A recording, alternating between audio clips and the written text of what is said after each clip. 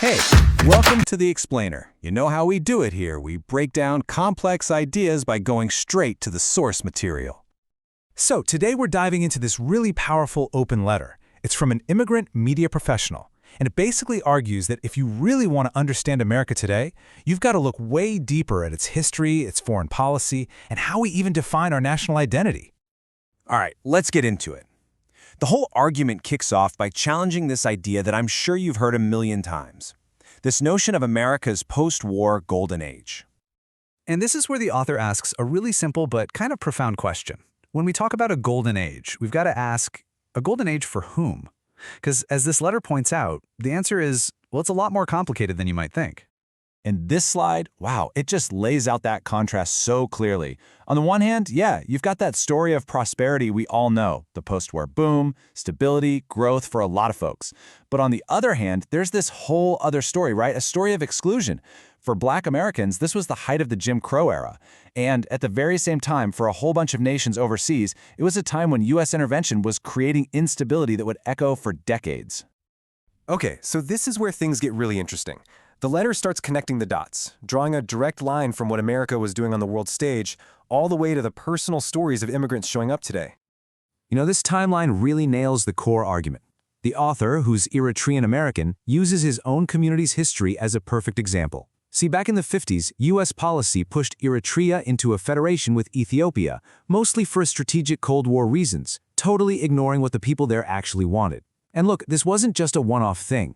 It was a pattern, right? A pattern repeated across Africa, Asia, and Latin America, creating the exact instability that, down the line, forces people to leave their homes. All of a sudden, you realize, for so many people, the immigrant journey didn't start with a choice. It started with a political decision made thousands of miles away, decades earlier. And here's the kicker. The author argues that this imperial mindset, it didn't just stay over there. It came home. He calls it a mindset of dominance, not partnership.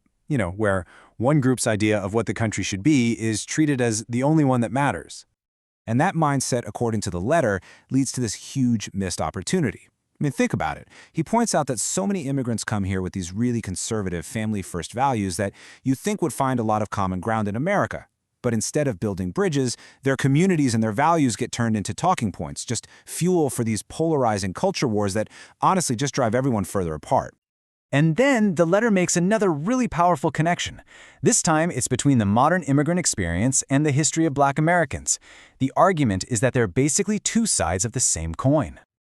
Yeah, and this table just spells it out perfectly. During that so-called golden age, you had Black Americans facing systemic exclusion right here at home, while at the same time, the homelands of many future immigrants were being destabilized by foreign policy.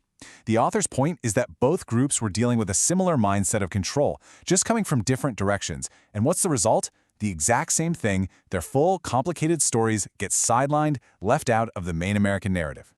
So the big takeaway here is that these two groups, in very different ways, have shouldered some of the heaviest burdens of American history. You just can't pull these stories apart. You can't separate domestic exclusion from foreign intervention. They're not two different stories, they're two chapters in the same, much more complex book about what America is. Okay, so after all that, where do we go from here? The letter doesn't just diagnose the problem, it closes with a call to action. It's really a challenge to all of us to have a different, more honest conversation about who we are as a nation. And he even lays out what that fuller conversation would look like. It's basically a four-step path. And look, this isn't about pointing fingers or assigning blame. It's about building a more complete and honest national story. It means, 1, acknowledging the hidden costs of that mid-century prosperity. 2, actually including the stories of immigrants whose lives were turned upside down by foreign policy. And 3 and 4, it's about recognizing when sovereignty was dismissed for strategy and then confronting that same instinct to control rather than cooperate in our own cultural debates right now. And that leaves us with this final, really powerful question to think about. It's about history, sure, but it's also about our identity and our future. What happens when a nation is brave enough to tell its whole story? The letter suggests that a stronger, maybe even more united America is on the other side, but only if we're willing to really listen to all of its voices from both the past and the present. Adrianal Media Highlight 2026.